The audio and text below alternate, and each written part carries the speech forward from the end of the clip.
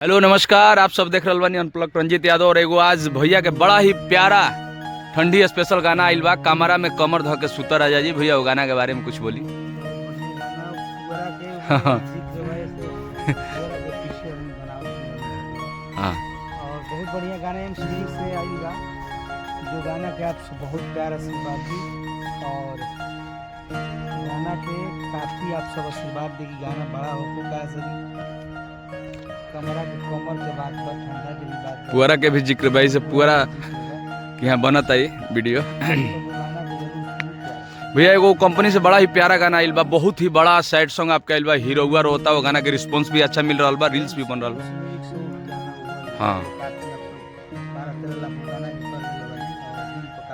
भैया कमरिया का साइल तो एक तरफा माने कवरल बा, आ रील्स पे 1 लाख रील डेली बन रहा बा। ओकरा बारे में कुछ बोली।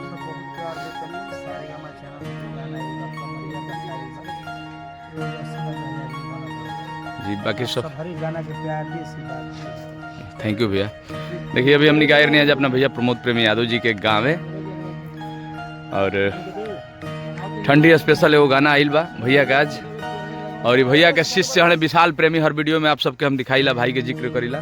और जितेंद्र भाई बाणे हमने के निकल रहा बनी जा, अपना शूटिंग पर निकल रहा बनी जा, आयर नहीं जा गाँव में। तो बाकी हमने के तैयार बनी जा निकले खातिर। हमें हमारे चितरंजन भाई अब इनका के कैमरा देव हम कुछ बोलब।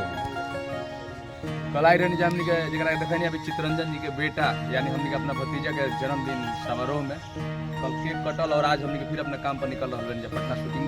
पटना जाए जाले मुंबई जाएगा भैया के शूटिंग बा। बाकी आप सब हमारा ब्लॉग अनप्लग रंजीत यादव को बहुत ज़्यादा प्यार दुलार दे रहा बनी, ऐसे ही प्यार दुलार दी जा।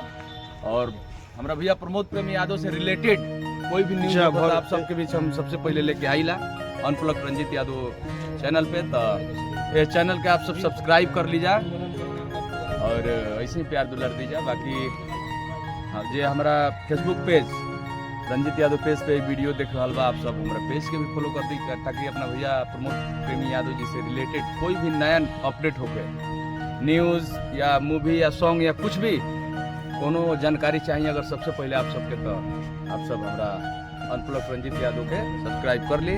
और देखिए भाई जी भी आइल वालो, कल्लू भाई बाणे है, ये बहुत अच्छा मित्र, ये सिंगर जी हनी, और ये कवि जी हलो आइल वालो भैया से मिले। ये हमारे क्षेत्रीय आदमी वालो भाई वालो हमारे। और देखिए पिंटू प्रेमी हने वो चलल बाणे, पिंटू प्रेमी जी शादी भरला भाई के फिलहाल। और मिठाई अब शूटिंग में व्यस्त रहला कारण हमने के मिठाई शादी के ना खिलाई, तो मिठाई लेके पिंटू जी आ रहा शादी के। अब हमने के लेके मिठाई जाइब जा पटना, पटना से मुंबई जाइब जा खजूली, अब मिठाई शादी के भाई के खाद जाइब जा। तब तक आप सब ऐसे ही हमारा प्यार देते रहे ब्लॉग के। Love you, Har Har Mahadev, thank you.